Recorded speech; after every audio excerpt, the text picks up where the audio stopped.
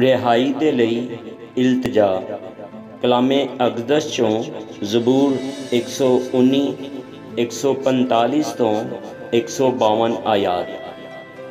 मैं पूरे दिल नाल दुआ करना वा, ऐ खुदावंद मैनू जवाब दे।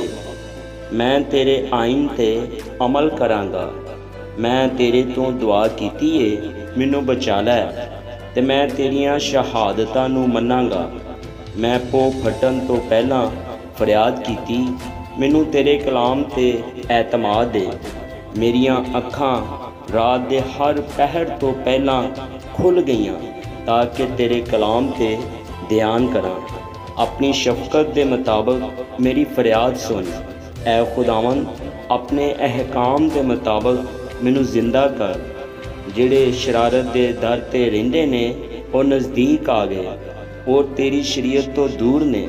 ऐ खुदावंद तू नज़दीक है ते तेरे सब फरमान बरहक ने।